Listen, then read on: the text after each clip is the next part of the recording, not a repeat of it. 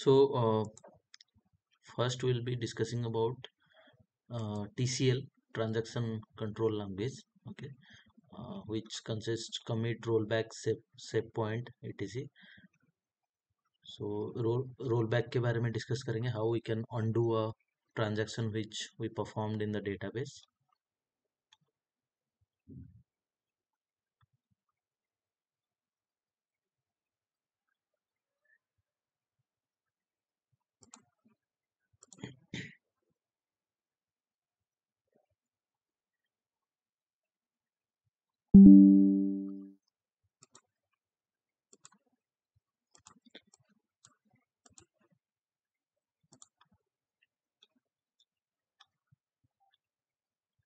Okay guys, so हम लोग ये जो TCL अभी डिस्कस करेंगे, TCL को बोला जाता है ट्रांजैक्शन कंट्रोल लैंग्वेज।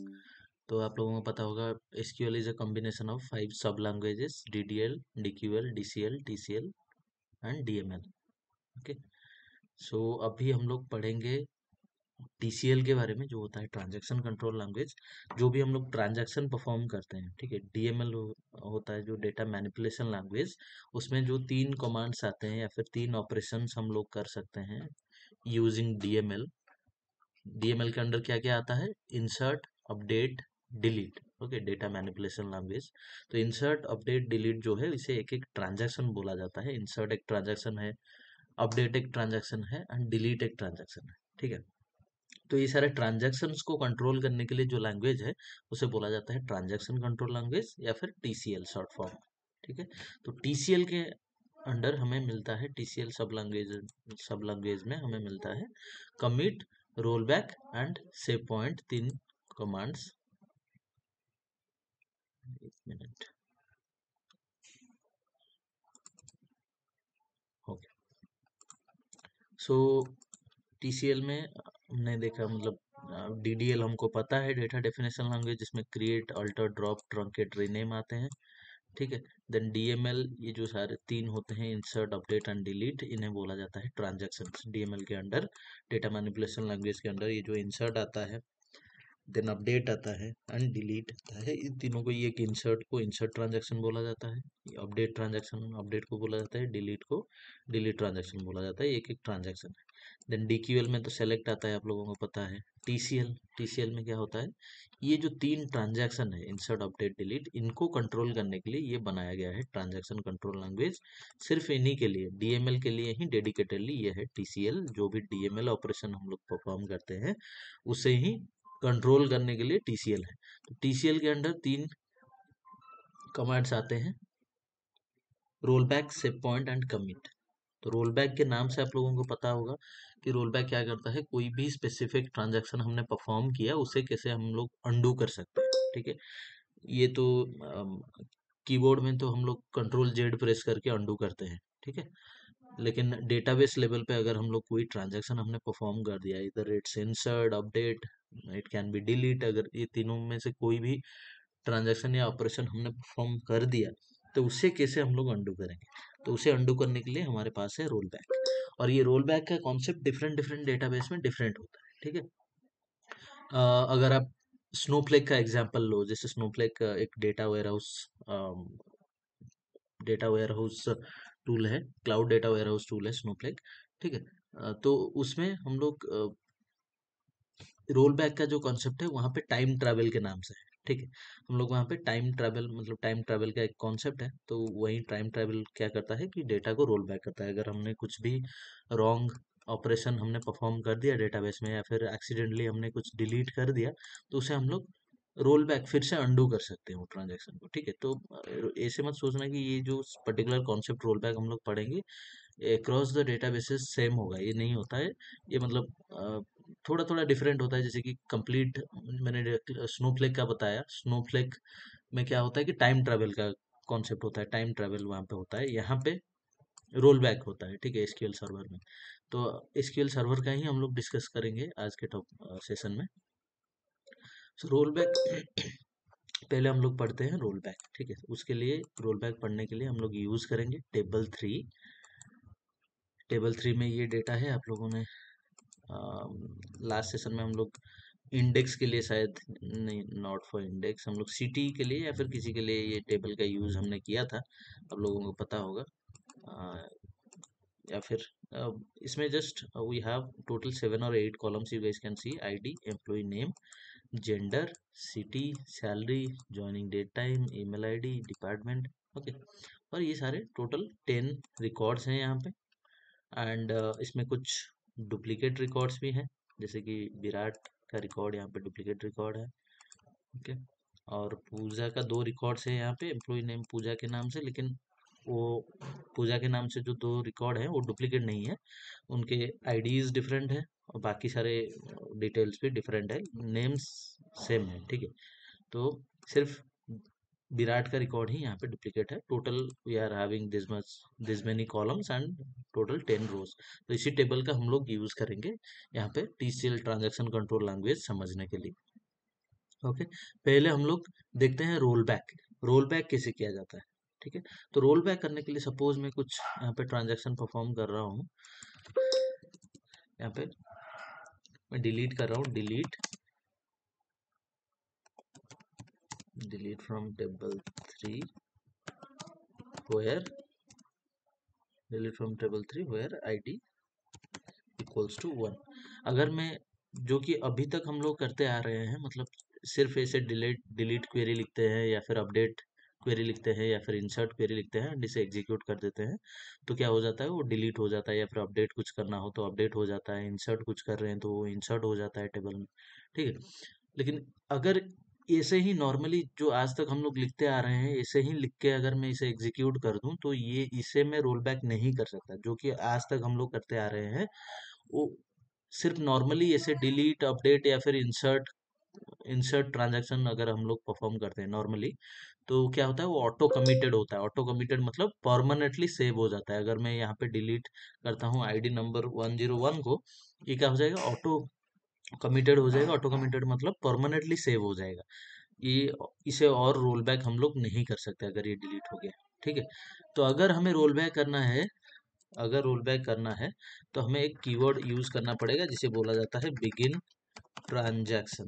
ओके, अगर बिगिन ट्रांजैक्शन के साथ मिला के मैं इसे एग्जीक्यूट करता हूँ, ठीक है, begin transaction is mandatory in order to roll back any transaction. Okay, अगर आपने बिगिन ट्रांजैक्शन यूज नहीं किया है, so you can't roll it back once you delete this particular item from your table. Okay, तो अगर आपको roll back करना है, आपके पास ऑप्शन, आप ये चाहते हो कि मेरे पास ऑप्शन रहे कि मैं आगे चल के ये इसे मैं चाहो, 1 मिनट के,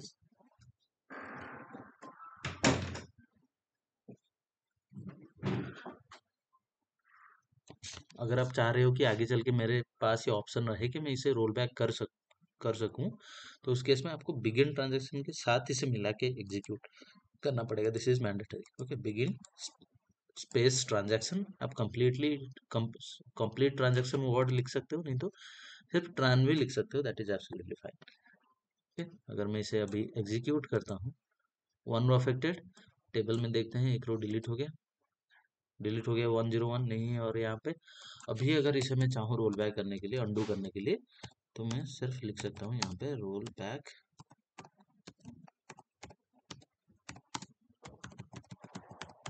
ट्रांजैक्शन, ट्रांजैक्शन या फिर सिर्फ ट्रान भी लिख सकते हैं। रोल बैक ट्रांजैक्शन लिख के हम लोग एग्जीक्यूट कर दिए, कमांड कंप्लीटेड सक्सेसफुली। अभी अगर हम लोग चेक करेंगे, देखो 101 फिर से आ गया है यहाँ पे। ओके, तो begin transaction is mandatory. Without begin transaction जो भी आज तक हम लोग जो DML operation, insert update delete perform करते आ रहे थे, those were auto committed. Auto committed मतलब ये अगर विदाउट बिगिन ट्रांजैक्शन यूज करते हो तो परमानेंटली सेव हो जाता है, ठीक है। तो अगर बफर मेमोरी में रखना है इसे, परमानेंटली सेव ना करके हमारे पास एक ऑप्शन रहे आगे चल के हम लोग इसे रोल बैक कर सके, तो इसके लिए हमें बिगिन ट्रांजैक्शन का यूज करना पड़ेगा। Hope all are clear. जैसे मैंने डिलीट का दिखाया, वैसे आप लोग अपडेट का भी देख सकते, same goes for update and insert as well. अगर हम लोग कुछ अपडेट कर रहे हैं और हम चाहते हैं कि हमारे हाथ में वो ऑप्शन रहे कि आगे चल के हम लोग उसे रोल बैक कर सकें, या फिर कुछ इंसर्ट कर रहे हैं and we want that option, roll back option, so उसके लिए हमें बिगिन ट्रांजेक्शन यूज करना पड़ेगा। Clear everyone? Yes, sir. किसी का कुछ डाउट है?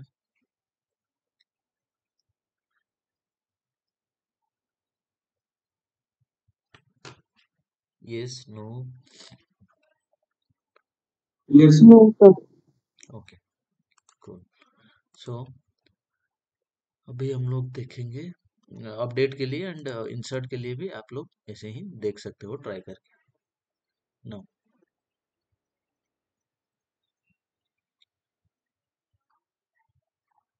ओके।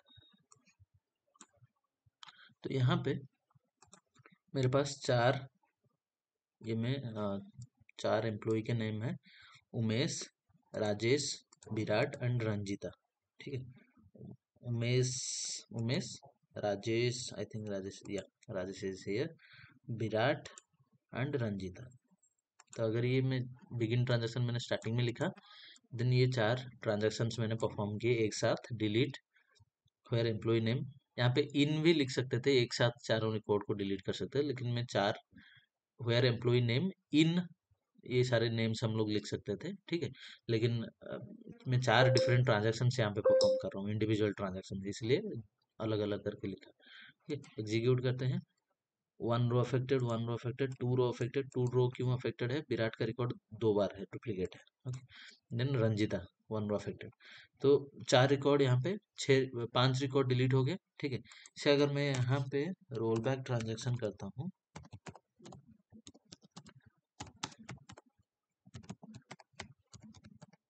रोल बैक ट्रांजैक्शन, तो क्या होगा?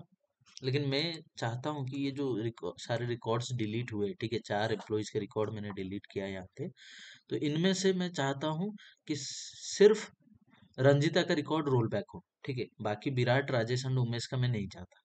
ठीक है, मैंने एक साथ ये चारों एम्प्लॉयज के रिकॉर्ड डिलीट किया, लेकिन जब मैं रोल बैक कर रहा हूँ तो तब मैं चाहता हूँ कि सिर्फ रंजिता का रिकॉर्ड रोल बैक हो, बाकी उमेश, राजेश एंड विराट का ना हो। तो अगर मैं यहाँ पे रोल बैक ट्रांजेक्शन करता हूँ, देखो, रोल बैक करने से पहले मैं टेबल दिखा देता हूँ। टेबल में ना ही उमेश का रिकॉर्ड है, ना राजेश का है, ना विराट का है, ना रंजिता का है। ये चारों एम्प्लॉयज के रिकॉर्ड डिलीट हो गए हैं। अभी अगर मैं रोल बैक करता हूँ ट्रांजैक्शन, लेकिन मुझे सिर्फ रंजिता का रोल बैक करना है, मैं यहाँ पे रोल बैक ट्रांजैक्शन करता हूँ, तो क्या होगा अगर मैं रोल बैक ट्रांजैक्शन करता हूँ? तो सबका सब रोल बैक हो जाएगा। Yes, correct. सो सबका रोल बैक हो जाएगा। Command completed successfully. If I extract the data from the table, see all the deleted record has been roll back. जो भी रिकॉर्ड डिलीट हुआ था सब रोल बैक हो गया। अभी मुझे अगर स्पेसिफिक रंजीता का रोल बैक करना था, तो मैं यहाँ पे मुझे एक ही रिकॉर्ड चाहिए था, लेकिन ये सारे भी रोल बैक हो गए। तो अगर मुझे स्पेसिफिक रिकॉर्ड को रोल बैक करना है, तो मुझे क्या करना पड़ेगा? सेव पॉइंट का हेल्प लेना पड़ेगा। ठीक है, तो यहाँ पे हम लोग सेव पॉइंट्स क्रिएट करेंगे। उमेश के लिए एक सेव पॉइंट क्रिएट करेंगे, राजेश के लिए एक सेव पॉइंट क्रिएट करेंगे, विराट के लिए एक, रंजीता के लिए एक। ठीक है, सेव पॉइंट्स क्रिएट करने के बाद जो भी स्पेसिफिक एलिमेंट को या फिर ट्रांजैक्शन को हमें रोल बैक करना है, रोल बैक ट्रांजैक्शन के बाद वो सेव पॉइंट का नाम हम लोग मेंशन करेंगे, फिर उसी के अकॉर्डिंगली वही स्पेसिफिक ट्रांजैक्शन रोल बैक हो जाएगा। ओके, सो रोल बैक कैसे क्रिएट किया जाता है? Roll back, sorry, save point कैसे क्रिएट किया जाता है? सेव पॉइंट जो भी हम लोग ट्रांजैक्शन परफॉर्म कर रहे हैं उसके ऊपर ही सेव पॉइंट क्रिएट किया जाता है। सपोज ये चार ट्रांजैक्शन है हमारे पास, इनका एक कॉपी में बना लेता हूँ।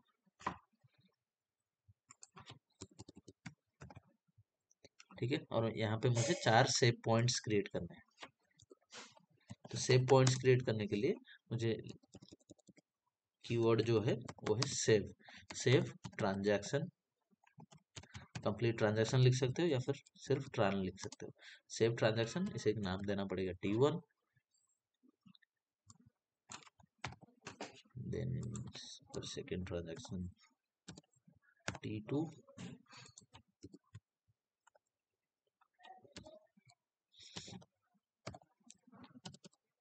T3 and T4।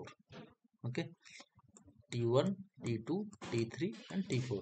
बस जो भी ट्रांजैक्शन में परफॉर्म कर रहा हूँ, यहाँ पे डिलीट ट्रांजैक्शन में परफॉर्म कर रहा हूँ, it can be insert, it can be update. Okay, ये क्लियर हो जाओ कि डीएमएल ऑपरेशंस जो है, इंसर्ट, अपडेट एंड डिलीट, सिर्फ इन्हीं के लिए ही ये ट्रांजैक्शन कंट्रोल लैंग्वेज यूज होता है। आप ट्रंकेट के लिए यूज नहीं कर सकते, ठीक है, रोल बैक या फिर सेव पॉइंट की। ये ट्रंकेट, क्योंकि ट्रंकेट आता है किसके अंदर, डीडीएल के अंदर, ठीक है। सो जो भी ट्रांजैक्शन, जो भी ऑपरेशंस हैं डीएमएल के अंडर, डेटा मैनिपुलेशन लैंग्वेज के अंडर, इंसर्ट, अपडेट, डिलीट, इन्हें ट्रांजैक्शंस बोला जाता है। इंसर्ट एक ट्रांजैक्शन है, अपडेट एक ट्रांजैक्शन है, डिलीट एक ट्रांजैक्शन है। तो इन्हीं ट्रांजैक्शंस को कंट्रोल करने के लिए हमारे पास है ट्रांजैक्शन कंट्रोल लैंग्वेज, जो कि टीसीएल है, जिसमें आता है commit, rollback, save point. Okay, तो रोलबैक हमने देखा कैसे काम करता है, अंडू, अंडू कैसे हम लोग परफॉर्म करते हैं इन डेटाबेस।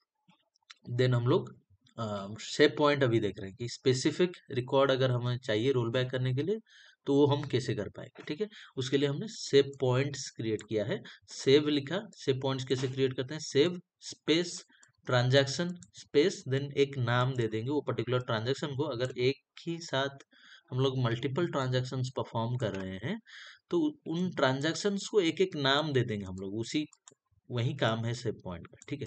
तो हमने 4 यहाँ पे सेव पॉइंट्स क्रिएट किए।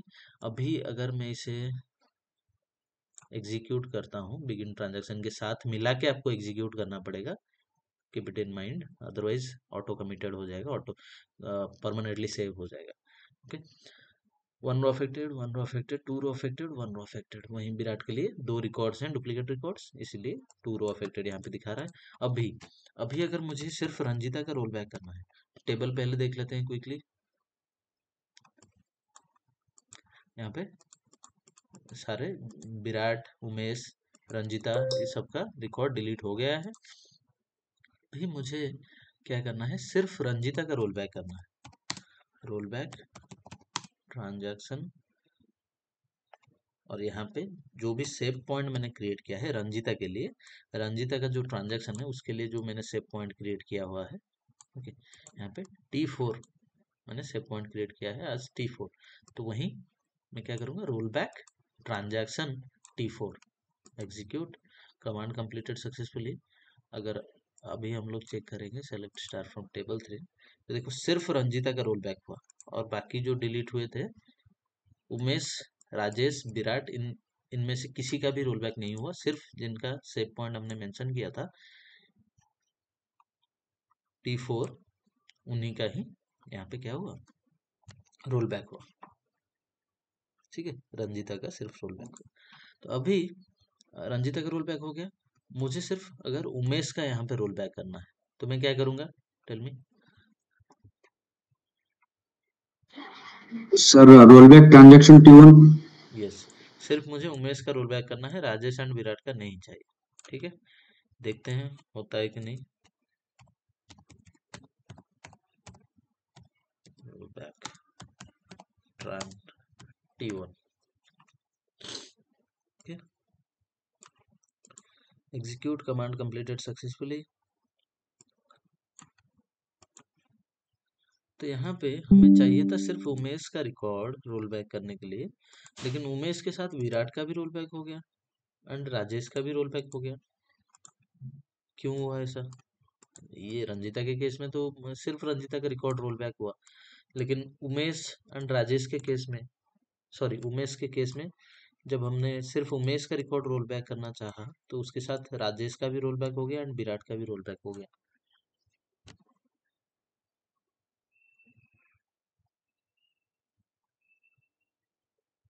करेक्ट। तो ये कैसे परफॉर्म हो रहा है, let's see that.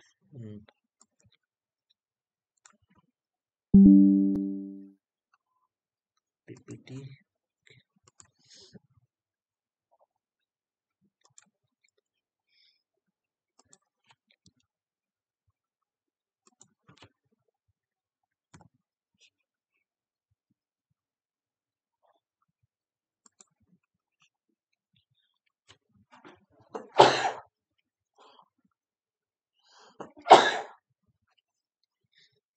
excuse me.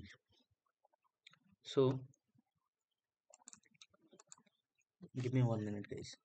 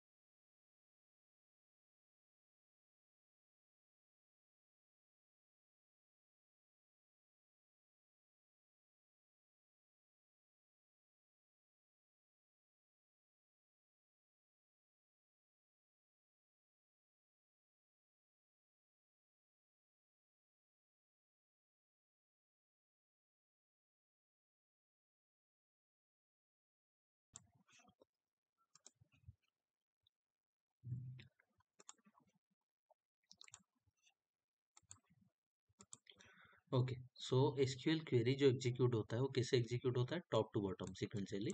ये टॉप टू बॉटम मतलब फर्स्ट बिगिन ट्रांजैक्शन एग्जीक्यूट होगा। वो मतलब बिगिन ट्रांजैक्शन का काम क्या है, ये परमानेंटली सेव होने नहीं देगा, ठीक है। ये एक डिलीटेड करके एक हमारा मैजिक टेबल है, उसमें स्टोर करके रखेगा ये ट्रांजैक्शन क्या परफॉर्म हुआ, वो अभी मैं आप लोगों को दिखाऊंगा। इसमें से एक ही इंटरव्यू क्वेश्चन आपको आ सकता है, इतना इंपॉर्टेंट कॉन्सेप्ट कुछ ये है नहीं। इसमें एक ही इंटरव्यू क्वेश्चन आ सकता है मैजिक टेबल्स का, बताऊंगा मैं अभी आप लोगों को। So top to bottom SQL का क्वेरी एग्जीक्यूट होता है, पहले बिगिन ट्रांजैक्शन एग्जीक्यूट होगा, देन ये डिलीट एग्जीक्यूट होगा, देन सेकेंड डिलीट मतलब पहले उमेश का रिकॉर्ड डिलीट होगा, देन राजेश का रिकॉर्ड डिलीट होगा, देन विराट का रिकॉर्ड डिलीट होगा, देन रंजीता का रिकॉर्ड डिलीट होगा, ठीक है। पहले उमेश का डिलीट होगा, देन राजेश का, देन विराट का, देन रंजीता का, ठीक है। तो जब हमने रंजीता के रिकॉर्ड को रोल बैक किया, ओके, तो सिर्फ रंजीता का रिकॉर्ड हमें रोल बैक होके मिल गया, बाकी ये उमेश, राजेश एंड विराट का नहीं मिला रोल बैक, ठीक है। वही तो हमें चाहिए था कि हम लोग जो स्पेसिफिक रिकॉर्ड चाहे उसी को रोल बैक कर सके। लेकिन जब हमने उमेश का रोल बैक किया, तब क्या हुआ, राजेश का रोल बैक हो गया, विराट का भी रोल बैक हो गया। अगर रंजीता का रोल बैक हमने नहीं किया होता पहले से, वो भी रोल बैक हो जाता है। क्यों? क्योंकि जो रोल बैक करते हैं हम, इसका मतलब क्या है कि वो टेबल को एक प्रीवियस स्टेज में ले जाता है, टेबल पहले जैसा था। ये ऑपरेशन, ये उमेश का रिकॉर्ड डिलीट होने से पहले टेबल जैसा था उसी स्टेज में ले जाएगा, कौन, रोल बैक, ठीक है। उससे एक प्रीवियस स्टेज में ले जाएगा। उमेश का रिकॉर्ड जब डिलीट नहीं हुआ था, तब टेबल जैसा था उसी स्टेज में ले आएगा रोल बैक। तो जब उमेश का रिकॉर्ड डिलीट नहीं हुआ था, उस टाइम पे राजेश, विराट एंड रंजीता का भी नहीं हुआ होगा, क्योंकि पहले उमेश का डिलीट हो रहा है सिक्वेंशियली टॉप टू बॉटम। पहले उमेश का डिलीट होगा, देन राजेश का डिलीट होगा, देन विराट का डिलीट होगा, देन रंजीता का डिलीट होगा, ठीक है। जब तक उमेश का ही डिलीट नहीं हुआ, तब तक ये तीनों का भी डिलीट नहीं हुआ होगा, राइट। तो हम लोग जब उमेश को रोल बैक कर रहे हैं, उमेश का जो डिलीट ट्रांजैक्शन है उसे जब हम लोग रोल बैक कर रहे हैं, तो ये क्या कर रहा है, टेबल को उस स्टेज में ले जा रहा है, उसके एक प्रीवियस स्टेज में, जब टेबल में उमेश का रिकॉर्ड था, ठीक है। जब उमेश का रिकॉर्ड ही डिलीट नहीं हुआ, तब ये बाकी ये तीन डिलीट ट्रांजैक्शन एग्जीक्यूट नहीं हुए होंगे, क्योंकि पहले उमेश का डिलीट होगा, देन ये बाकी तीनों का होगा। जब तक उमेश का ही डिलीट नहीं हुआ, तब राजेश, विराट एंड रंजीता भी टेबल में होंगे। ये सुनो, Yes, sir.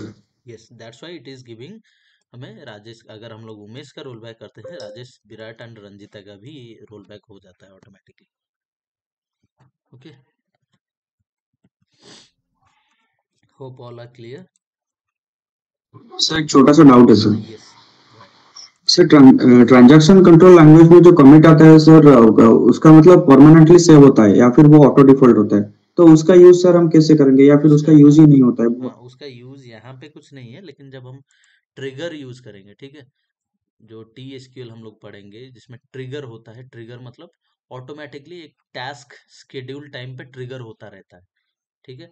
जैसे सपोज आपको एक पर्टिकुलर काम है, आपने उसे ऑटोमेटिक सेट कर दिया, वो पर्टिकुलर जब 12 बजेगा, जितना भी आपके सीआरएम में डेटा है वो फ्लो होके आपके डेटाबेस में चला जाएगा, ठीक है। उसे बोला जाता है ट्रिगर करना, ठीक है। वो ट्रिगर में इसका ये कमिट का यूज केस है, लेकिन यहाँ पे commit want make any sense here, because by default ये जो सारे ट्रांजैक्शंस है ये ऑटो कमिटेड होते हैं। अगर आपने विदाउट बिगिन ट्रांजैक्शन यूज किया, these are auto committed, auto saved, मतलब परमानेंटली सेव हो जाते हैं, ठीक है।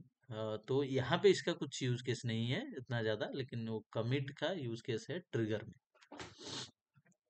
ठीक है।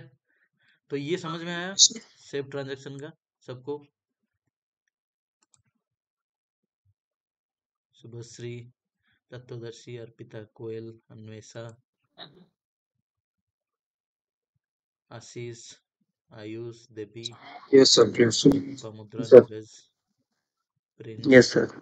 सागर, Subhashree, Tatwadarshi, all clear, okay. तो तीन कीवर्ड्स होते हैं टीसीएल के under, commit, roll back, save point and commit. तो ये जो कमिट होता है, इसका कुछ अभी जैसे मैंने बताया, तो इसका यहाँ पे कुछ उतना मेक सेंस नहीं करेगा आप लोगों को, क्योंकि अगर आप बिगिन ट्रांजैक्शन, बाय डिफॉल्ट ये जो डिलीट है, इंसर्ट है एंड अपडेट है, ये ऑटो कमिटेड है। अगर विदाउट बिगिन ट्रांजैक्शन यूज करते हो तो परमानेंटली डिलीट हो जाता है, या परमानेंटली अपडेट हो जाता है, या फिर परमानेंटली इंसर्ट हो जाता है। तो अगर बिगिन ट्रांजैक्शन के साथ यूज करते हैं तो ये क्या करता है कि बफर में होके रहता है, इसे हम लोग रोल बैक कर सकते हैं। ठीक है, लेकिन अगर कमिट ट्रांजैक्शन में लिख दूं इसके नीचे, बिगिन ट्रांजैक्शन भी लिख रहा हूँ, उसके नीचे कमिट ट्रांजैक्शन लिख रहा हूँ, तो इसका मतलब क्या, परमानेंटली डिलीट हो जाएगा, यहाँ पे इसे रोल बैक नहीं किया जा सकता। ओके, तो it doesn't make sense obviously, because आप क्यों बिगिन ट्रांजैक्शन यूज करोगे, क्यों ये कमिट ट्रांजैक्शन यूज करोगे? उससे अच्छा सिर्फ नॉर्मली ही डिलीट कर दो, ऑटो मतलब परमानेंटली डिलीट हो जाएगा। ठीक है, तो यहाँ पे कमिट का उतना ज़्यादा कुछ काम है नहीं। कमिट का जो काम है वो है अपने ट्रिगर में। ठीक है, तो वो बाद में वो डिस्कस करेंगे। अभी हम लोग मैजिक टेबल्स, ट्रिगर, हालांकि ट्रिगर के ऊपर आपको बहुत रेयरली 1% का क्वेश्चन आ सकता है। अगर आप चाहो तो ट्रिगर क्या होता है, कैसे काम करता है, थोड़े यूट्यूब में देख सकते हो। ठीक है, मैजिक टेबल्स अभी हम लोग डिस्कस करते हैं कि इसमें एक मैजिक टेबल क्या होता है, एक क्वेश्चन आ सकता है। ठीक है, तो मैजिक टेबल जो होता है, इंसर्ट के लिए एक अलग मैजिक टेबल होता है जिसे बोलते हैं इंसर्टेड। अपडेट के लिए होता है एक मैजिक टेबल जिसे बोलते हैं updated.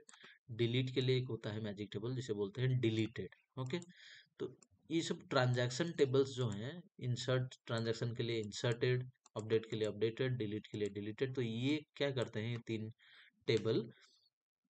One minute, let me plug in my charger.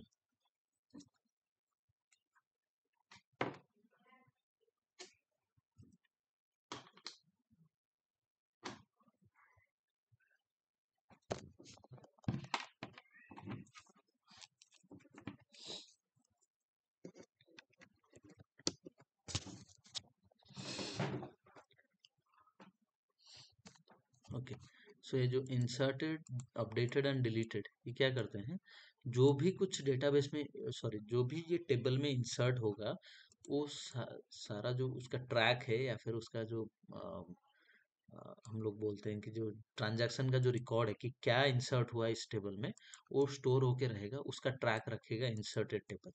Updated क्या करेगा, वैसे ही कुछ भी अपडेट होता है इस टेबल के अंदर, तो वो जो चेंजेस हुआ, जो अपडेट हुआ, वो उसका ट्रैक रहेगा अपडेटेड टेबल में।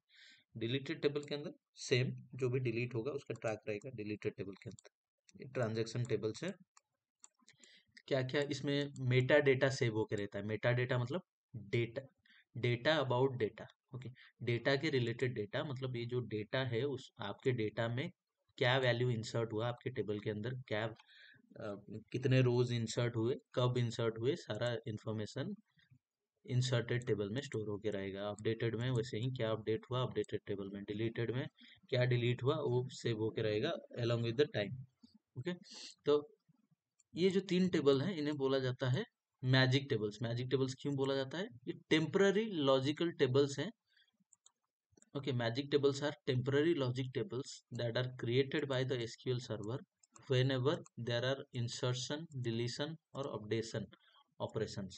जब इंसर्शन, डिलीशन या फिर अपडेशन ऑपरेशंस परफॉर्म होता है, ओके, डीएमएल ऑपरेशंस परफॉर्म होता है, तब क्या होता है, टेम्पररी लॉजिकल टेबल्स क्रिएट होते हैं, उन्हें बोला जाता है मैजिक टेबल्स। जो कि इंसर्टेड, अपडेटेड, डिलीटेड है, ये क्या करता है, मेटा डेटा को स्टोर करते हैं, मतलब डेटा अबाउट डेटा। तो आपके टेबल में जो चेंजेस हुआ उसके, उसका जो ट्रैक है वो टेबल में स्टोर होकर रहता है, इंसर्टेड, अपडेटेड एंड डिलीटेड। तो उन्हें बोला जाता है, उन तीनों टेबल को बोला जाता है मैजिक टेबल्स। ये डेफिनेशन मैं आप लोगों को भेज दूंगा। Magic tables are the temporary logical tables that are created by the SQL server whenever there are insertion, deletion, and updation operations. The recently performed operation on the rows gets stored in magic tables automatically। जो भी recent operation perform हुआ magic table में store होके रहता है। These are not physical tables but they are just temporary internal tables. Temporary मतलब उनका role back हो गया, उनका काम खत्म, तो वो ऑटोमेटिकली ड्रॉप हो जाते हैं। ठीक है। उन्हें एसक्यूएल सर्वर ऑटोमेटिकली क्रिएट करता है, एंड जब उनका काम खत्म हो जाता है कुछ वो बफर करके स्टोर करके रखते हैं। अगर बिगिन ट्रांजैक्शन के साथ हम लोग कुछ डिलीट परफॉर्म कर रहे हैं, तो जो भी रिकॉर्ड डिलीट हुआ उसका ट्रैक रहेगा, उसका इन्फॉर्मेशन रहेगा डिलीटेड टेबल में। डिलीटेड जो कि एक टेम्पररी टेबल बनाएगा कौन, एसक्यूएल सर्वर, उसमें स्टोर करके रखेगा कि व्हाट आर द चेंजेस और what are the records has been deleted. तो उसका ट्रैक रखेगा। जब हम रोल बैक कर लेते हैं तो वो क्या हो जाएगा, रोल बैक हो जाएगा, एंड उन टेम्पररी टेबल का काम, डिलीटेड टेबल का काम खत्म, और वो वहां पे ऑटोमेटिकली ड्रॉप हो जाएगा। ठीक है। These are not physical tables, but they are just temporary internal tables. Clear? What is magic table? Yes, sir. हाँ। So जिनका दिसंबर बैच में, शायद दिसंबर बैच से जो है, तो आप लोग ड्रॉप कर सकते हो। अभी मैं नॉर्मलाइजेशन पढ़ाऊंगा, तो नॉर्मलाइजेशन आप लोगों का ऑलरेडी कंप्लीट हो चुका है। If you want to stay, you guys can stay, otherwise you can drop. Okay,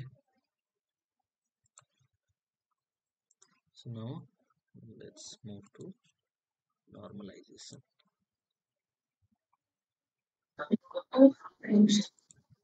Sir, yes, hello. sir, sir, ଆମର ଯୋଉ resume ଦିଟା ଅଛି sir କିଛି ଜିଲ୍ଲା सॉरी देवी। sir ମୁଁ ଯୋଉ କହିଲି ଆମକୁ ସେ LinkedIn ଆଉ Naukri ଯୋଉ ପ୍ରୋଫାଇଲ କ୍ରିଏଟ କରୁଥିଲେ ତ sir କହିଥିଲେ କିଛି ଇଏ ଆମେ ତ ସେଥିରେ ଚାକିରି Is this is not the time to discuss about that. You can call me personally, right? ଅଛି ଠିକ Yes.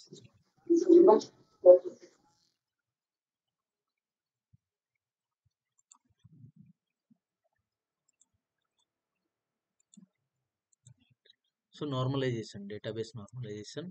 Normalization is the process of organizing the data in the database to reduce data redundancy and improve data integrity. Normalization क्या होता है, process होता है जिसे कुछ rules होते हैं। ठीक है। नॉर्मलाइजेशन इसमें आपको क्वेश्चंस आएंगे, एक दो क्वेश्चंस आएंगे, उतना इन डेप्थ जाने का जरूरत नहीं है, हालांकि मैं आप लोगों को समझाऊंगा, but you guys just need to by heart some rules. Okay, 3-4 rules are there, you just need to by heart them, and I'll tell you what questions you can expect from this particular topic.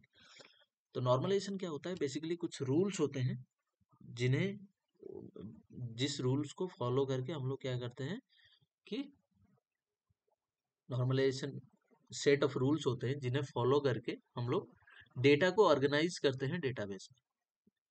Okay, तो क्यों हम लोग ये rules को follow करते हैं, because by following that rule हम लोग क्या कर पाएंगे, रिड्यूस कर पाएंगे data redundancy and data integrity को इम्प्रूव कर पाएंगे। डेटा रिडंडेंसी मतलब nothing but data duplicacy. Data duplicacy, जो टेबल में डेटा डुप्लीकेट डेटा बहुत सारे स्टोर होते हैं, उन्हें हम लोग रिड्यूस कर सकते हैं to near zero.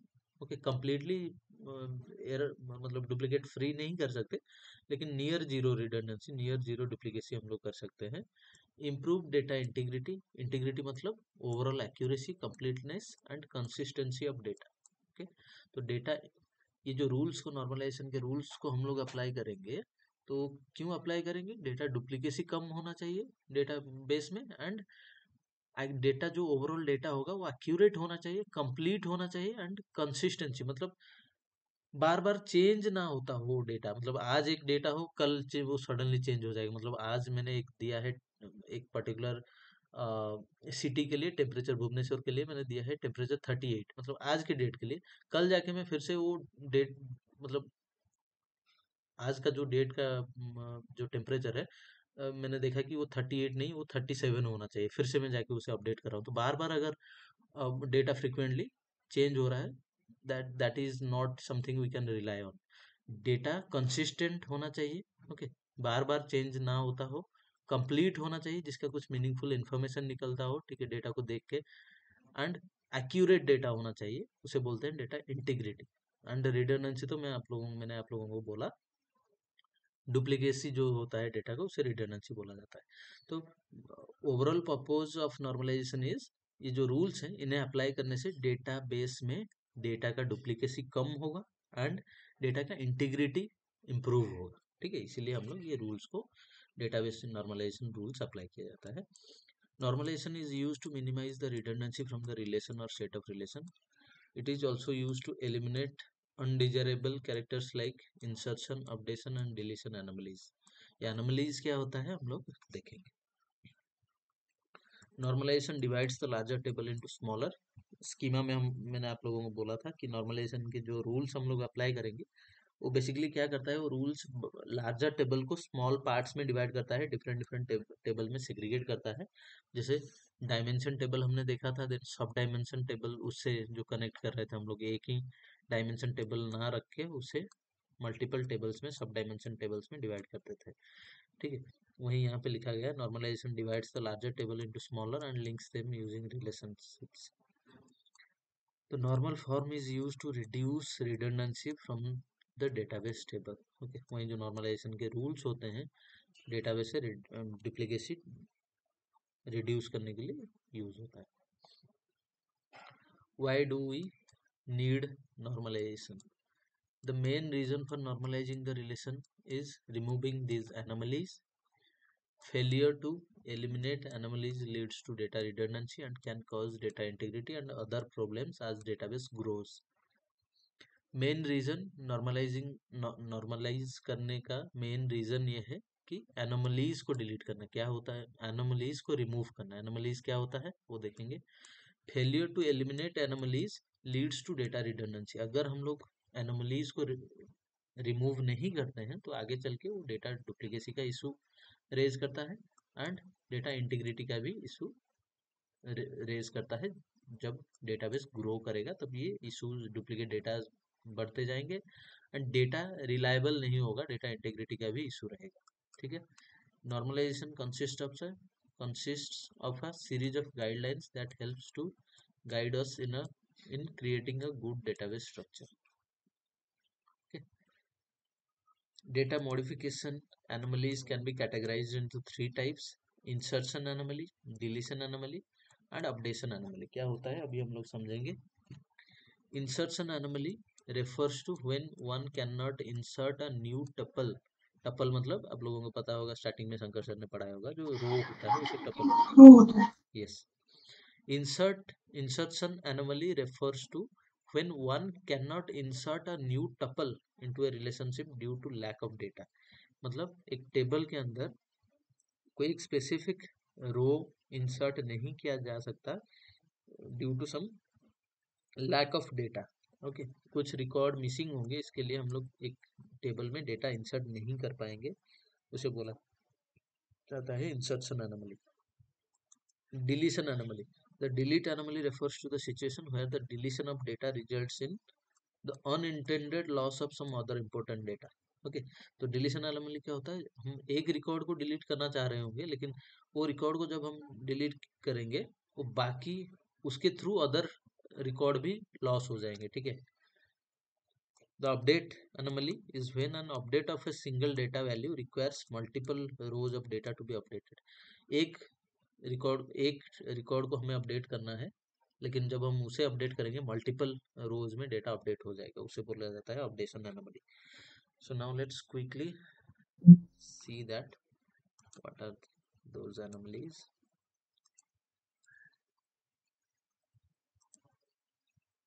So data cleaning and data normalization both are same thing or different? No, different. Different. Data normalization मतलब आप जब आपका डेटाबेस, आपने एक डेटाबेस बनाया, ठीक है, उसमें जो टेबल्स बनेगा वो एक स्कीमा के अंदर टेबल्स बनेंगे. ठीक है, तो स्कीमा के अंदर जो टेबल बनेगा, स्कीमा का कॉन्सेप्ट मैंने आप लोगों को एक्सप्लेन किया था, वो याद होगा. ये सुनो, नहीं होगा तो आप लोग वो वीडियो रेफर कर लें. Yes sir, yes sir. अभी मैंने पढ़ाया था जस्ट कुछ दिनों पहले. तो स्कीमा के अंडर एक टेबल क्रिएट होगा, तो जो टेबल क्रिएट होगा स्कीमा के अंडर, जो टेबल्स लिंक्ड होंगे अपने आप में, रिलेशनल डेटाबेस मैनेजमेंट इसे बोला जाता है.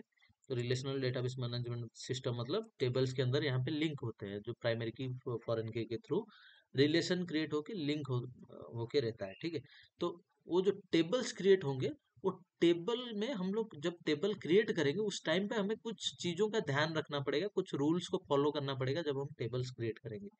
तो कुछ रूल्स जो जो रूल्स हैं यहाँ पे, नॉर्मलाइजेशन के रूल्स ये जो यहाँ पे है, 1NF 2NF 3NF BCNF table create करने के टाइम, ठीक है। क्लीनिंग तो डिफरेंट होता है, जब आपके टेबल में ऑलरेडी डेटा होता है, उसमें कुछ इशू होता है, आप उसे क्लीन करते हो। लेकिन जब टेबल क्रिएट करने के टाइम आप टेबल को कैसे डिजाइन करते हो, जब टेबल डिजाइन करते हो उसमें ये नॉर्मल फॉर्म को ध्यान में रखते हुए, ठीक है, जो सारे नॉर्मल रूल्स हैं इन्हें ध्यान में रखते हुए आपको टेबल बनाना पड़ेगा। तो आपका क्या होगा कि डुप्लीकेसी इशू कम आएगा एंड डेटा इंटीग्रिटी इंप्रूव होगा। तो ये जो रूल्स हैं, जिन रूल को ध्यान में रख के बनाया जाता है उन्हें बोलते हैं normal forms. Total 5 normal forms हमारे पास है, ठीक है। Clear about data cleaning and normalization? Clear, sir. Yes. So okay, तो यहाँ पे हमारे पास एक टेबल है, सपोज ये स्टूडेंट का टेबल ले लो, ओके। स्टूडेंट के टेबल में हमारे पास स्टूडेंट आईडी है, ब्रांच आईडी है, स्टूडेंट नेम है, ब्रांच नेम है एंड एचओडी नेम, ठीक है। पहले हम लोग समझते हैं अपडेशन एनोमली, ठीक है, या फिर इंसर्शन एनोमली। पहले समझते हैं कि अगर कुछ रिकॉर्ड हमारे पास मिसिंग होगा, उसके लिए हम लोग एक रिकॉर्ड, नया रिकॉर्ड इसमें इंसर्ट नहीं कर सकते, ठीक है। तो पहले इंसर्शन एनोमली देखते हैं। इंसर्शन एनोमली में सपोज ये सारे टेबल में मैंने क्या किया है, नॉट नल अप्लाई कर रखा है, मतलब सारे के लिए आपको, सारे कॉलम्स के लिए आपको वैल्यू पास करने पड़ेंगे, ठीक है। तो नहीं तो ये वैल्यू इंसर्ट नहीं होगा। एक स्टूडेंट एडमिशन लिया यहाँ पे, उसका आईडी है 213, उसे आईडी मिल गया। ब्रांच आईडी अभी तक नहीं मिला क्योंकि उसे अभी तक फाइनलाइज इसने सिर्फ एक बुकिंग अमाउंट पे किया है, ठीक है। एंड इसका नेम यहाँ पे इंसर्ट हो गया, लेकिन अभी तक उसको कौन से ब्रांच में पढ़ना है वो फाइनलाइज होके उसे नहीं मिला अभी तक, कौन से ब्रांच में उसे, ठीक है। ज़्यादा टाइम में क्या होता है, अभी तो बहुत सारे सीट्स खाली रहते हैं, लेकिन कुछ कुछ केस में ये होता है कि एक कॉलेज में, स्पेसिफिक कॉलेज में एक ब्रांच का सीट्स फुल हो जाते हैं, ठीक है। फिर कोई डिफरेंट, मतलब अभी तक फाइनलाइज नहीं हुआ कि कौन से ब्रांच में पड़ेगा, ठीक है। ब्रांच रिलेटेड इन्फॉर्मेशन यहाँ पे एम्प्टी है, ब्रांच आईडी एम्प्टी है, ब्रांच नेम एम्प्टी है। Branch name, obviously branch name पता नहीं है तो एचओडी का नेम भी पता नहीं होगा, ब्रांच आईडी भी पता नहीं होगा, ठीक है। तो इस केस में हम लोग ये पर्टिकुलर रिकॉर्ड को यहाँ पे इंसर्ट नहीं कर सकते, बिकॉज वी डोंट हैव, यहाँ पे कुछ डेटा मिसिंग है, तो हम लोग इसलिए, जैसे कि सारे कॉलम्स पे हमने नॉट नल अप्लाई किया हुआ है, तो कोई भी वैल्यू को हम लोग ब्लैंक नहीं छोड़ सकते, तो इसी के लिए हम लोग यहाँ पे ये रिकॉर्ड, पर्टिकुलर रिकॉर्ड इंसर्ट नहीं कर पाएंगे, ठीक है। इसे बोला जाता है इंसर्शन एनोमली, मतलब कुछ रिकॉर्ड के लॉस की वजह से या फिर कुछ रिकॉर्ड के ना होने की वजह से हम लोग एक नया रिकॉर्ड इंसर्ट नहीं कर पाए टेबल में, ठीक है, कुछ डेटा के ना होने के कारण, ठीक है।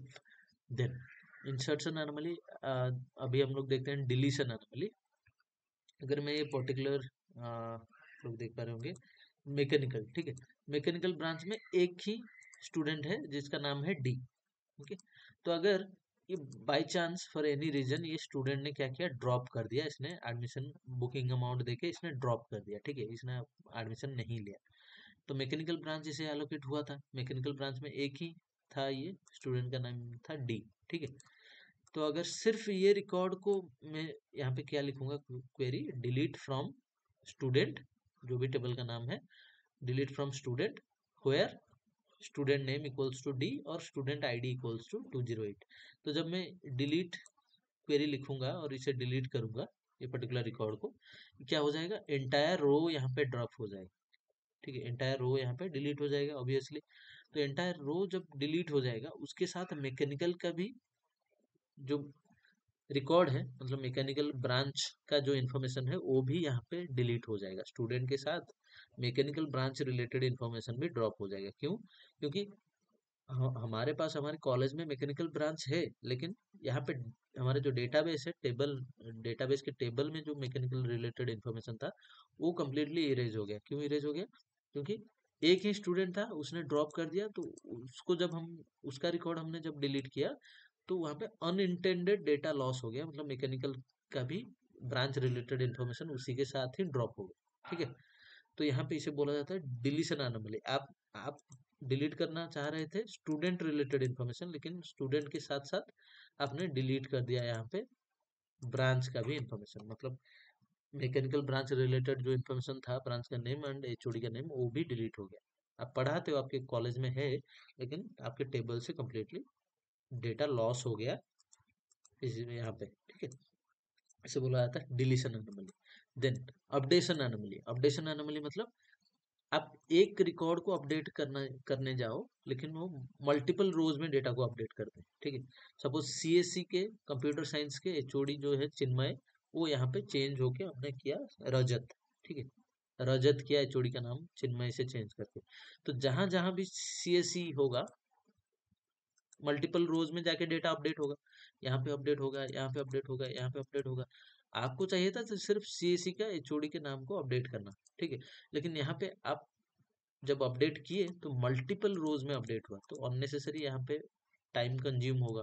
अपडेट जब आप करने जाओगे, बहुत सारे रोज में उसे अपडेट करना रहेगा, जिसमें कि डेफिनेटली टाइम कंज्यूम होगा, ठीक है। तो इसे बोला जाता है कि updation anomaly, okay. Deletion anomaly, insertion anomaly and updation anomaly. तो ये एनोमलीज को हम लोग कैसे रिमूव कर सकते हैं? एक सिंपल वे है कि ये टेबल को हम लोग मल्टीपल पार्ट्स में डिवाइड कर देंगे। एक टेबल में सारा डेटा स्टोर ना करके हम लोग एक डिफरेंट टेबल बना सकते हैं, ठीक है। तो डिफरेंट टेबल मतलब ब्रांच रिलेटेड सारा इन्फॉर्मेशन हम लोग एक ब्रांच टेबल बना के वहां पे स्टोर कर सकते हैं, ठीक है। ब्रांच रिलेटेड सारे इन्फॉर्मेशन सेम एक ही टेबल में स्टूडेंट का एंड ब्रांच का इन्फॉर्मेशन स्टोर ना करके ब्रांच का एक डिफरेंट टेबल एंड स्टूडेंट का एक डिफरेंट टेबल हम लोग बना सकते हैं, ठीक है। तो स्टूडेंट में सारा जो रिकॉर्ड रहेगा स्टूडेंट रिलेटेड इन्फॉर्मेशन रहेगा, ब्रांच में सारे ब्रांच रिलेटेड इन्फॉर्मेशन रहेंगे।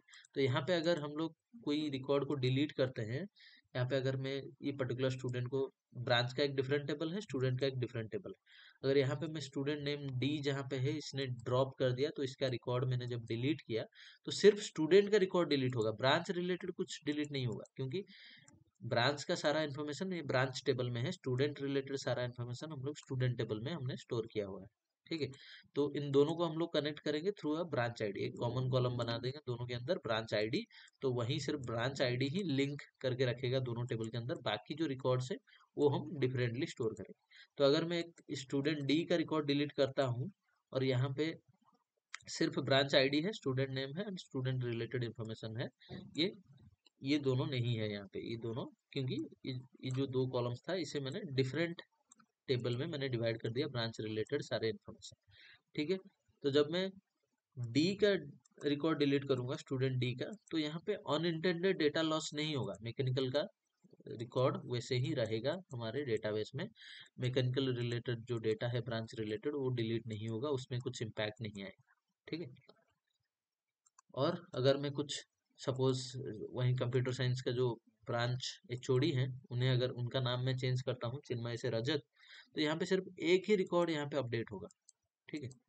सिर्फ ब्रांच एंड एचओडी का नाम ही यहाँ पे अपडेट होगा। बार बार यहाँ पे जैसे मल्टीपल रिकॉर्ड्स के साइड में बार बार डेटा रिपीट होता था, मतलब ब्रांच नेम बार बार रिपीट होता था, एचओडी का नेम बार बार रिपीट होता था, तो जब मैं कंप्यूटर साइंस के साइड में ब्रांच नेम, यहाँ पे क्या होता था, बार बार ब्रांच नेम रिपीट होता था एंड एचओडी का नेम भी बार बार रिपीट होता था, तो अननेसेसरी मेमोरी कंज्यूम होता था, डेटा डुप्लीकेसी होता था, यहाँ पे बार बार डेटा रिपीट होता था। एंड उसी को हमने कैसे सॉल्व किया और एक टेबल बना दिया। तो अभी अगर यहाँ पे ब्रांच रिलेटेड जो सारे इन्फॉर्मेशन है वहाँ पे अगर मैं कंप्यूटर साइंस के एचओडी के नाम को अपडेट करता हूँ, तो सिर्फ एक सिंगल रिकॉर्ड अपडेट होगा, यहाँ पे एक ही रिकॉर्ड, मल्टीपल रिकॉर्ड्स अपडेट नहीं होंगे इसके जैसे, ठीक है। तो ऐसे हम लोग एनोमलीज को रिमूव कर सकते हैं यूजिंग नॉर्मल फॉर्म्स और नॉर्मलाइजेशन के रूल्स,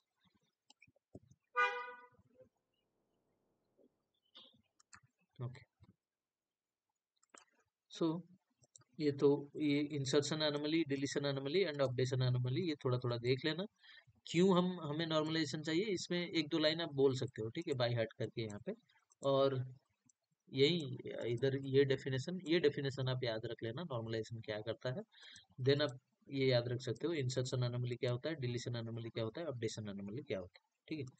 देन उसे छोड़ के हमारे पास जो 6 नॉर्मल फॉर्म्स होते हैं यहाँ पे, 1NF, 2NF 3NF BCNF जो होता है वो 3.5 होता है, okay 3.5, then 4NF 5NF, okay. ये टोटल 5 नॉर्मल फॉर्म से हमें BCNF तक ही याद रखना है।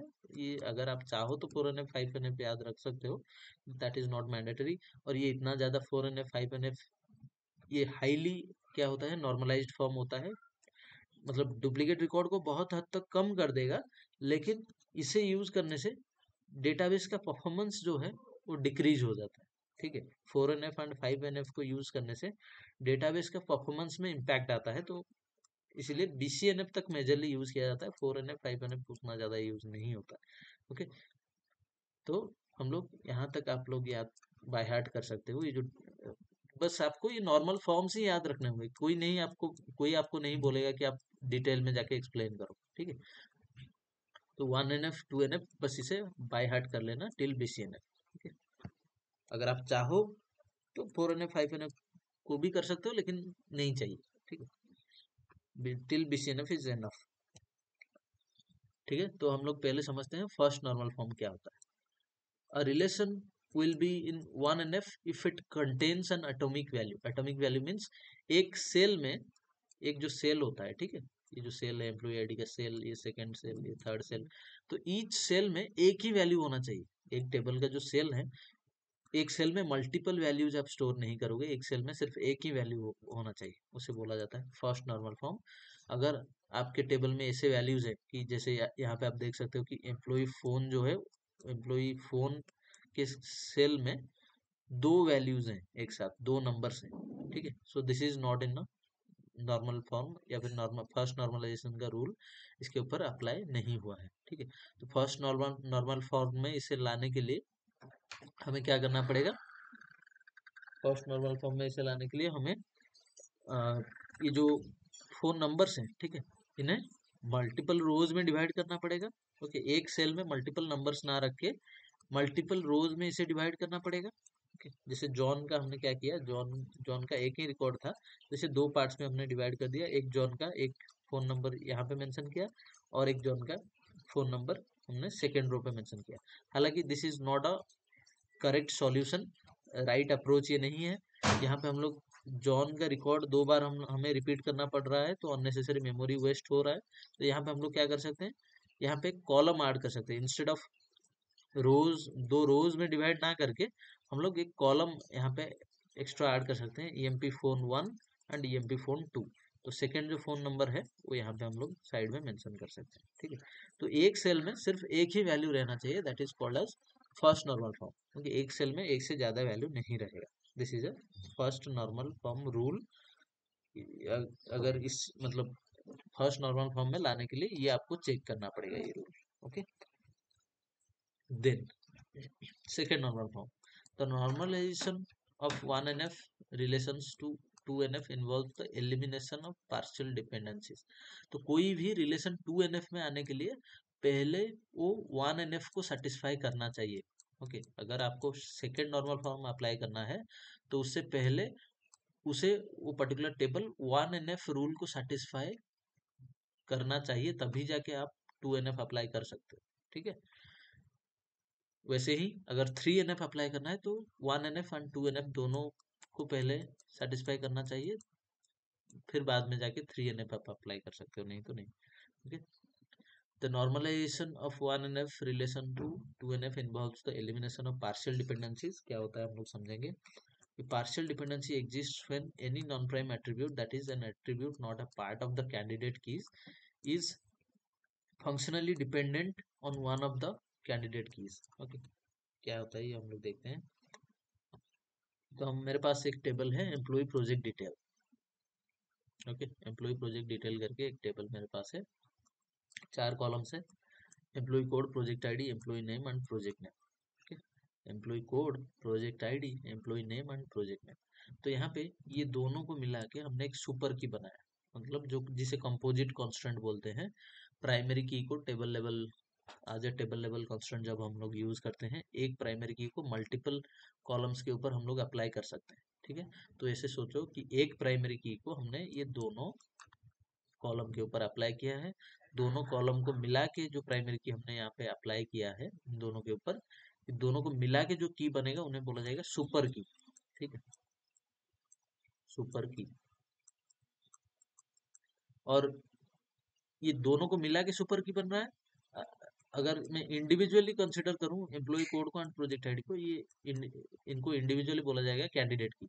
दोनों कैंडिडेट को मिला के बनेगा सुपर की। ठीक है, एक प्राइमरी की को हमने ये दोनों के ऊपर मिला के अप्लाई किया, तो जो इन दोनों को मिला के जो की बनेगा उसे सुपर की बोला जाएगा। इंडिविजुअली इसको एंड इसको बोला जाएगा कैंडिडेट की। ठीक है, तो ये जो ये दोनों बन गए पार्ट ऑफ प्राइम, मतलब प्राइमरी की अप्लाई हुआ है इसके ऊपर, तो ये दोनों को मिला के जो सुपर की बना है ये दोनों प्राइमरी ही है। ठीक है, तो ये जो इन्हें बोला जाएगा प्राइम एट्रीब्यूट्स। ठीक है, तो इनके ऊपर ये जो नॉन प्राइम एट्रीब्यूट्स हैं, employee name and project name, these two non-prime attributes should be fully functionally dependent। मतलब फुल्ली फंक्शनली ये जो की बना सुपर की, इनके ऊपर ये दोनों non prime attributes fully functionally dependent होना चाहिए। फुल्ली फंक्शनली डिपेंडेंट मतलब जहां पे भी एम्प्लॉय का कोड होगा 101, प्रोजेक्ट आईडी होगा P03, वहां पे हमेशा एम्प्लॉय का नाम होगा जॉन एंड प्रोजेक्ट आईडी होगा 103। इसका मतलब क्या, अगर मैं आपको बोलूं एक स्कूल में आपके 10th क्लास में 4 सेक्शंस है ABCD, तो मैंने बोला डी सेक्शन के 30 रोल नंबर वाले स्टूडेंट को आप बुला के लाओ। ठीक है, सेक्शन डी होना चाहिए, रोल नंबर 30 होना चाहिए। तो वैसे ही यहाँ पे ये जो प्रोजेक्ट आईडी है, इसे आप सोचो कि सेक्शन है, ये सेक्शन का नाम है प्रोजेक्ट आईडी। ठीक है, और रोल नंबर है एम्प्लॉय का कोड। ठीक है, तो जब भी मैं बोलूंगा कि डी सेक्शन का जो रोल, जिसका रोल नंबर 15 है या फिर 30 है, उन्हें बुला के लाओ या उसे बुला के लाओ। ठीक है, तो आप हमेशा एक ही स्टूडेंट को बुला के लाओगे। सपोज उसका नाम होगा जॉन, डी सेक्शन में 30 रोल नंबर, या 30 ही कंसिडर करो, डी सेक्शन में 30 रोल नंबर वाला स्टूडेंट जो है वो जॉन ही है। वो तो चेंज नहीं हो जाएगा, राइट। जब जितने बार भी मैं बोलूंगा, 10 बार भी मैं बोलूंगा, आप जाके जॉन को ही बुला के लाओ, राइट। ये सुनो, हेलो, यस सर। यस। वैसे ही जब मैं आप लोगों को बोलूंगा कि वो एम्प्लॉय को बुला के लाओ जिसका प्रोजेक्ट आईडी P03 है एंड एम्प्लॉय कोड है 101, तो आप हमेशा जॉन को ही बुला के लाओगे। इसका मतलब ये जो एम्प्लॉय का नेम जॉन है, John is fully functionally dependent on ये दोनों का कॉम्बिनेशन। ओके, ये दोनों के कॉम्बिनेशन के ऊपर फुल्ली फंक्शनली डिपेंडेंट है। ठीक है, देन प्रोजेक्ट नेम, अगर मैं आप लोगों को पूछूंगा कि जहाँ पे मतलब एम्प्लॉय का नेम हमेशा जॉन है, तो उसका प्रोजेक्ट का नेम क्या होगा। ठीक है, तो प्रोजेक्ट का नेम हमेशा 103 ही होगा, क्योंकि वो जो प्रोजेक्ट में काम करता है P03, वो प्रोजेक्ट का एक डिस्क्रिप्टिव नाम होगा। ठीक है, ये P03 उसका कोड है, आईडी है, लेकिन प्रोजेक्ट का कुछ नाम होगा। ठीक है, तो जो नाम है उसका प्रोजेक्ट का नाम है प्रोजेक्ट 103। ओके, तो हमेशा प्रोजेक्ट का नाम यही होगा। जब मैं पूछूंगा कि जॉन, मतलब ये जो पर्टिकुलर ये कॉम्बिनेशन के लिए employee code 101 and project ID P03 के लिए प्रोजेक्ट नेम क्या है, तो आप हमेशा बोलोगे प्रोजेक्ट नेम यही है P03, सॉरी प्रोजेक्ट 103। ठीक है, इसका मतलब क्या होना चाहिए कि ये एम्प्लॉय नेम एंड ये प्रोजेक्ट नेम दोनों फुल्ली फंक्शनली, मतलब जब भी ये कॉम्बिनेशन आएगा, ये employee code and project ID का, तभी सिर्फ जॉन का रिकॉर्ड आना चाहिए, जो एम्प्लॉय नेम है जॉन आना चाहिए, प्रोजेक्ट नेम है प्रोजेक्ट 103 आना चाहिए। मतलब ये दोनों को मिला के ही हम लोग इन्हें फाइंड आउट कर सकते हैं। अगर इंडिविजुअली किसी को ले, एम्प्लॉय कोड को या फिर प्रोजेक्ट आईडी को, ये दोनों नहीं मिलना चाहिए हमें। ओके, सिर्फ जब हम इन्हें कंबाइन करके ले, ठीक है, आज ए सुपर की ले, तभी जाके, मतलब जहां पे एम्प्लॉय कोड 101 हो एंड प्रोजेक्ट आईडी P03 हो, ठीक है, इनका कॉम्बिनेशन जब आएगा तभी हमें एम्प्लॉय नेम मिल पाएगा एंड प्रोजेक्ट नेम मिल पाएगा। इसे बोलते हैं फुल्ली फंक्शनली डिपेंडेंट। ओके, ये जो नॉन प्राइम एट्रीब्यूट्स हैं, employee name and project name, ये दोनों तभी मिलेंगे हमें जब employee code and project ID का कॉम्बिनेशन हम लोग लेंगे। ठीक है, अगर सिर्फ इंडिविजुअली एम्प्लॉय कोड लूंगा या फिर प्रोजेक्ट आईडी लूंगा, ये दोनों नहीं मिलना चाहिए। ठीक है, तो अगर इंडिविजुअली किसी कैंडिडेट की के थ्रू भी ये मिल जा रहे हैं, ध्यान से समझो, ये दोनों का कॉम्बिनेशन से ये हमें मिलना चाहिए employee name and project name, तभी जाके हम लोग बोलेंगे फुल्ली फंक्शनली डिपेंडेंट सुपर की के ऊपर। अगर सुपर की के जो दो कैंडिडेट की हैं उनमें से कोई भी इंडिविजुअल की से अगर हमें ये मिल जा रहा है, इंडिविजुअल की से, ओके, इंडिविजुअल की से भी हमें ये रिकॉर्ड मिल जा रहे हैं, employee name and project name, तब ये इसे नहीं बोला जाएगा कि फुल्ली फंक्शनली डिपेंडेंट है। ओके, ये फुल्ली फंक्शनली डिपेंडेंट तभी होगा जब सिर्फ ये सुपर की के ऊपर डिपेंडेंट होगा। लेकिन अगर इंडिविजुअली, अगर मैं आपको सिर्फ एम्प्लॉय कोड दे दूं 101, तो आप जाके अगर जॉन आपको मिल जा रहा है सिर्फ एम्प्लॉय कोड से, तो ये क्या हो जाएगा, here it won't be considered as fully functionally dependent. तो अगर मैं आपको प्रोजेक्ट आईडी P03 दे देता हूँ, सिर्फ प्रोजेक्ट आईडी को लेके आपको प्रोजेक्ट का नाम मिल जाता है, तो यहाँ पे भी ये फुल्ली फंक्शनली डिपेंडेंट नहीं है सुपर की के ऊपर। यहाँ पे पार्शियल डिपेंडेंसी है, जो यहाँ पे लिखा है पार्शियल डिपेंडेंसीज। पार्शियल मतलब सिर्फ एक कोई दोनों को मिला के जो सुपर की बन रहा है उसके ऊपर फुली फंक्शनली डिपेंडेंट है, that is absolutely fine. But अगर उसमें से कोई एक इंडिविजुअल की पे, जिसे हम कैंडिडेट की बोलते हैं, उससे अगर ये मिल जा रहा है, डिफाइन हो जा रहा है, ओके, तो यहाँ पे पार्शियल डिपेंडेंसी इसे बोला जाएगा। पार्शियली भी हमें ये वैल्यू मिल जा रहा है, तो यहाँ पे as per the second normal form ये पॉसिबल नहीं है, ये नहीं होना चाहिए। तो इसके लिए हमें ये पार्शियल डिपेंडेंसी को रिमूव करना पड़ेगा। सबको समझ में आया क्या होता है partial dependency? Yes, sir.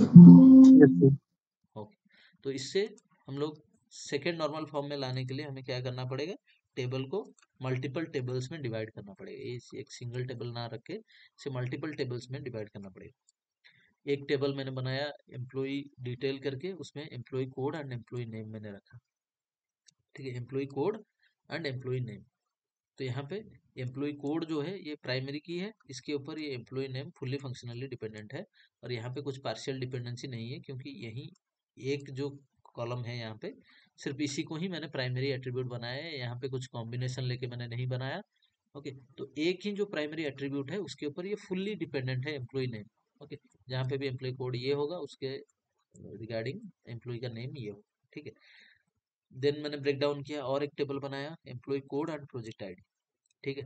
Employ code मैंने लिया एंड उसके साथ प्रोजेक्ट आईडी लिया, तो एम्प्लॉय कोड जो है यहाँ पे ये भी प्राइमरी एट्रीब्यूट होगा, ओके।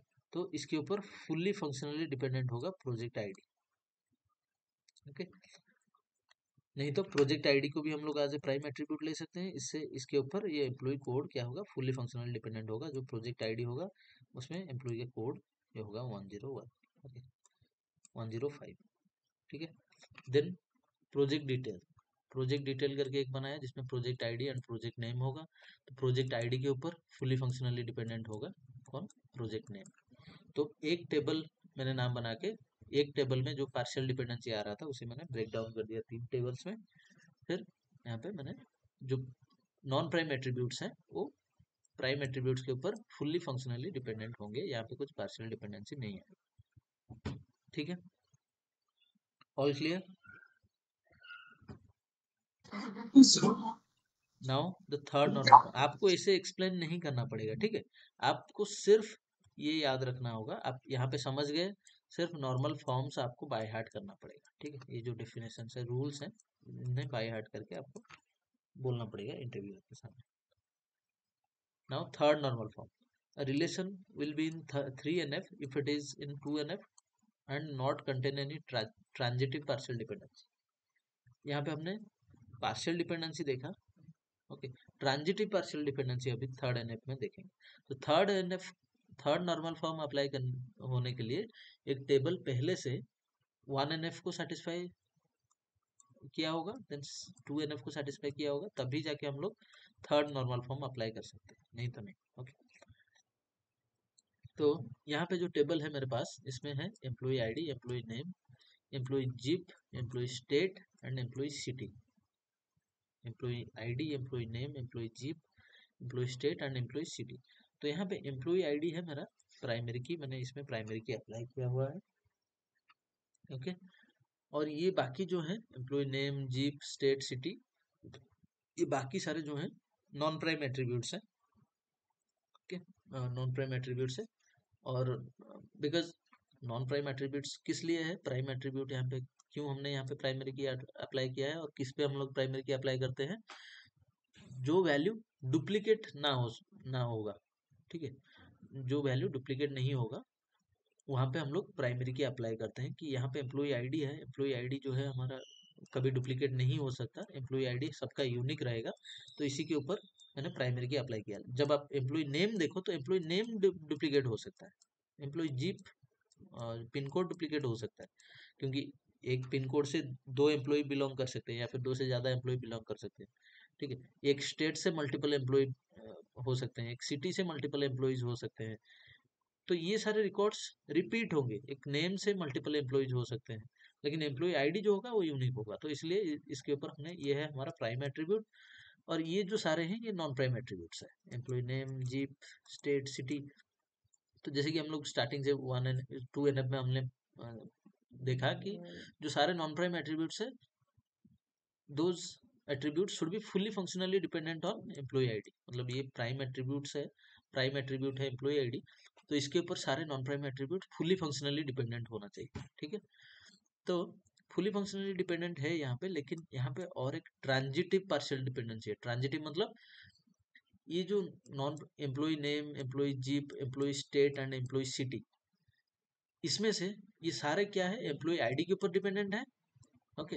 एंड ये employee state and city ID के ऊपर भी, एम्प्लॉय आईडी के ऊपर भी डिपेंडेंट है, एम्प्लॉय जीप के ऊपर भी डिपेंडेंट है। ये जो जीप कोड है, पोस्टल कोड, इसके ऊपर भी डिपेंडेंट है, ओके। समझ पा रहे हो कि जो एम्प्लॉय जीप कोड है, इसके ऊपर ये स्टेट एंड सिटी ये डिपेंडेंट है, मतलब एम्प्लॉय आईडी के ऊपर भी डिपेंडेंट है, एम्प्लॉय जीप के ऊपर भी यहाँ पे डिपेंडेंट है। एम्प्लॉय आईडी के ऊपर डिपेंडेंट है, दैट इज एब्सोल्युटली फाइन, क्योंकि ये दोनों employee state and employee city जो है नॉन प्राइम एट्रीब्यूट्स हैं, एंड ये सारे नॉन प्राइम एट्रीब्यूट इसके ऊपर फुल्ली फंक्शनली डिपेंडेंट होना चाहिए प्राइम एट्रीब्यूट, प्राइम की के ऊपर, प्राइमरी की के ऊपर। लेकिन ये इसके ऊपर तो डिपेंडेंट है, इसे छोड़ के एम्प्लॉय जिप के ऊपर भी ये डिपेंडेंट है।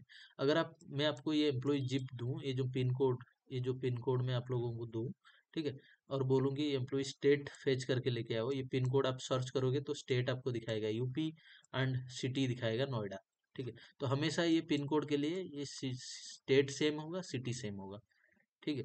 तो ये दोनों employee state and employee city, ये एम्प्लॉय आईडी के ऊपर भी डिपेंडेंट है एंड एम्प्लॉय जिप के ऊपर भी डिपेंडेंट है। तो आईडी के ऊपर जो डिपेंडेंट है that is absolutely fine, but जब जिप के ऊपर ये डिपेंडेंट है, पिन कोड के ऊपर, तो यहाँ पे आता है इशू, इससे बोला जाता है ट्रांजिटिव डिपेंडेंसी। ट्रांजिटिव मतलब ये एम्प्लॉय जिप खुद एक नॉन प्राइम एट्रीब्यूट है, मतलब ये प्राइम एट्रीब्यूट नहीं है, ये खुद एक नॉन प्राइम एट्रीब्यूट है, और इसके ऊपर ये 2 नॉन प्राइम एट्रीब्यूट डिपेंडेंट है ट्रांजिटिवली, ओके।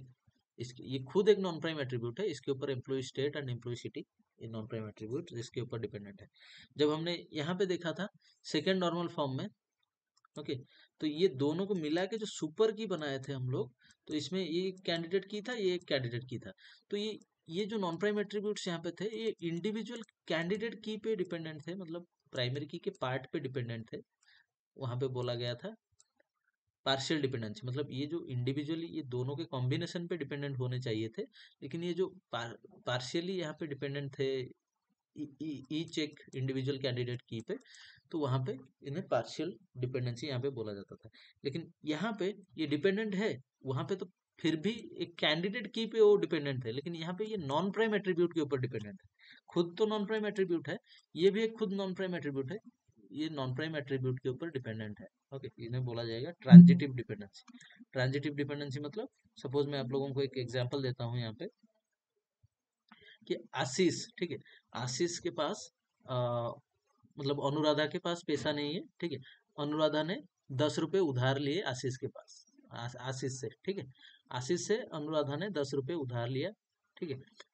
देन अनुराधा के पास से शुभश्री ने 5 रुपए उधार लिया और नीरज ने 2 रुपए उधार लिया, ठीक है। अनुराधा खुद ही एक नॉन प्राइम एट्रीब्यूट है, उनके पास पैसा नहीं है, उन्होंने आशीष से उधार लिया 10 रुपए, तो उनसे फिर उनके ऊपर डिपेंडेंट हुए शुभश्री, उन्होंने 5 रुपए उधार लिया अनुराधा से, एंड नीरज भी उनके ऊपर डिपेंडेंट हुए, उनसे 2 रुपए उधार लिया, ठीक है। तो यहाँ पे प्राइम एट्रीब्यूट है आशीष, इनके ऊपर ये तीनों को डिपेंडेंट होना चाहिए था, लेकिन आशीष के ऊपर डिपेंडेंट है अनुराधा, अनुराधा ने आशीष से पैसा लिया है 10 रुपए, तो अनुराधा एक नॉन प्राइम एट्रीब्यूट है, क्योंकि उनके पास पैसा नहीं था, उन्होंने उधार लिया आशीष के प्राइमरी एट्रीब्यूट से, ठीक है, दैट इज एब्सोल्युटली फाइन। लेकिन अनुराधा से उधार लिए शुभश्री एंड नीरज, ओके, उधार के पैसे से फिर उधार लिए, ठीक है। तो this will be called as transitive, जो शुभश्री एंड नीरज ने किया, जो डिपेंडेंट हुए अनुराधा के ऊपर, that will be called as transitive dependency. समझ में आया? Yes sir. All clear?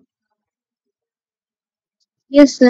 Yes sir, clear sir. Okay, so एक मिनट। तो वही transitive dependency should not be there, तो ट्रांजिटिव डिपेंडेंसी नहीं होना चाहिए। उसके लिए हम लोग क्या करेंगे, टेबल को ब्रेक डाउन करके दो डिफरेंट टेबल में मैंने यहाँ पे डिवाइड किया। तब तक टेबल को सेग्रीगेट करना है या फिर टेबल को डिवाइड करना है जब तक हम लोग अचीव ये पर्टिकुलर रूल को अचीव नहीं कर लेते, ठीक है। मतलब ये पर्टिकुलर फॉर्म में नहीं आ जाता टेबल, या फिर ये रूल को सेटिस्फाई जब तक ये टेबल नहीं करता तब तक हम लोग इसे डिवाइड करेंगे। तो यहाँ पे दो पार्ट में डिवाइड करने के बाद हमें ये मिल गया, ये मतलब हमारा थर्ड नॉर्मल फॉर्म का रूल है वो सेटिस्फाई कर गया। तो पहले एक टेबल मैंने बनाया जिसमें एम्प्लॉय आईडी मैंने रखा, employee name and employee zip pin code store किया, ठीक है। यहाँ पे सारे जो है employee employee name and employee zip दोनों फुल्ली फंक्शनली डिपेंडेंट है एम्प्लॉय आईडी के ऊपर। यहाँ पे कुछ ट्रांजिटिव पार्शियल डिपेंडेंसी नहीं है, ठीक है। क्योंकि एम्प्लॉय का नेम डिफरेंट, हैरी नेम से 5 एम्प्लॉय हो सकते हैं एंड 5 एम्प्लॉयज का सेम जिप नहीं होगा, डिफरेंट डिफरेंट पिन कोड होगा, ठीक है। तो यहाँ पे employee name and employee zip, लेकिन ये जो एम्प्लॉय आईडी के ऊपर ये दोनों फुली फंक्शनल डिपेंडेंट है। जब भी एम्प्लॉय आईडी होगा 222 तो एम्प्लॉय का नाम हमेशा हैरी ही होगा एंड हैरी का जो पिन कोड होगा वो हमेशा, मतलब एम्प्लॉय आईडी 222 के लिए ये पिन कोड हमेशा 201010 होगा, क्योंकि नाम डिफरेंट हो सकते हैं लेकिन एम्प्लॉय आईडी सेम रहेगा, ठीक है। तो जब भी एम्प्लॉय आईडी 222 होगा तो हमेशा एम्प्लॉय का नाम हैरी होगा एंड हमेशा पिन कोड होगा 201010। तो ये दोनों फुल्ली फंक्शनली डिपेंडेंट है प्राइम एट्रीब्यूट एम्प्लॉय आईडी के ऊपर, ठीक है। देन और एक टेबल हमने बना दिया एम्प्लॉय पिन कोड के रिलेटेड इन्फॉर्मेशन। तो यहाँ पे एम्प्लॉय के pin codes as a primary attribute, employee के पिन कोड, एम्प्लॉय के जो जिप है यहाँ पे पिन कोड उसे स्टोर किया। देन एम्प्लॉय के state and employee city, okay, ये दोनों नॉन प्राइम एट्रीब्यूट हैं, ये पिन कोड के ऊपर फुल्ली फंक्शनली डिपेंडेंट है। तो जब भी ये 201010 होगा पिन कोड तो हमेशा स्टेट होगा यूपी, हमेशा सिटी होगा नोएडा। लेकिन हमेशा जब स्टेट यूपी होगा तो इसका मतलब ये नहीं कि यूपी में सिर्फ एक ही सिटी है तो हमेशा नोएडा आएगा सिटी, ठीक है, ये नहीं है।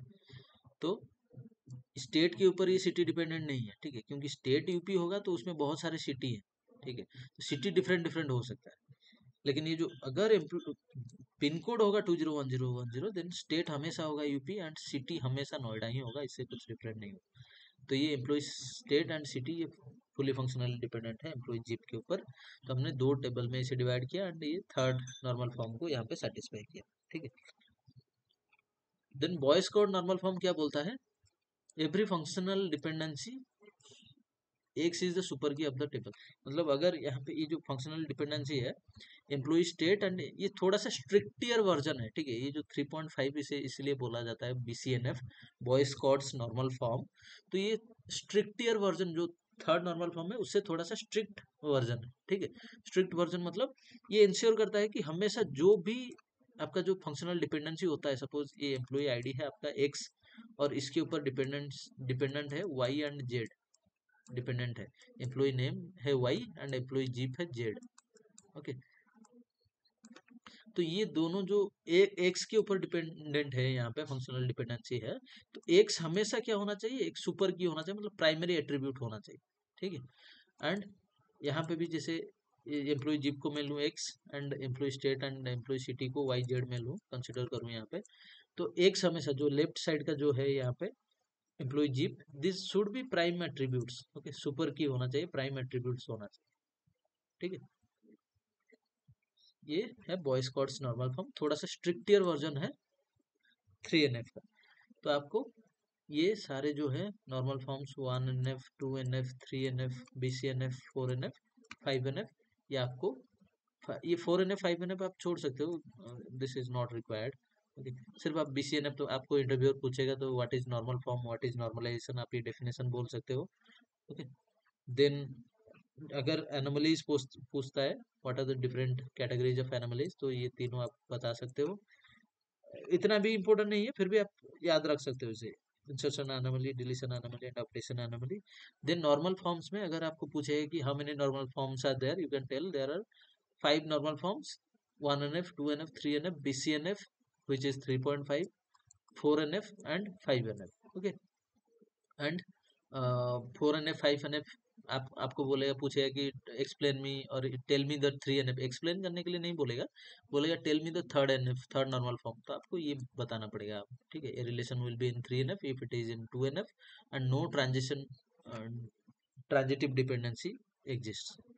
ओके, और अगर 2NF पूछता है तो आप ये डेफिनेशन बताओगे, तो आपको सिर्फ ये डिस्क्रिप्शन जो है इसे मेमोराइज करना। ओके, और ये 4NF 5NF अब अगर आपको पूछता है कि टेल मी द 4NF और 5NF, you can tell I don't remember the 4NF and 5NF। वो पूछते भी नहीं है, क्योंकि ये डेटाबेस के परफॉर्मेंस को ये बहुत ज्यादा हाईली नॉर्मलाइज्ड फॉर्म है, मतलब डुप्लीकेसी को बहुत हद तक कम कर देता है, लेकिन डेटाबेस के परफॉर्मेंस को बहुत इम्पैक्ट करता है, मतलब परफॉर्मेंस बहुत स्लो हो जाता है, ठीक है। सो BCNF तक ही यूज होता है, आप ये BCNF तक ही बाय हार्ट कर लेना, ठीक है। सो या that's all guys, I hope all are clear about normalization. All clear guys? Yes, sir. Yeah, okay, I'll be sharing this PPT with you guys, you can go with this. Okay, thank you so much for joining, have a great rest of the Thank you, day. sir. Yeah, Thank you, sir. Have a good day, sir. yeah, thank you. Happy weekend guys, bye, enjoy.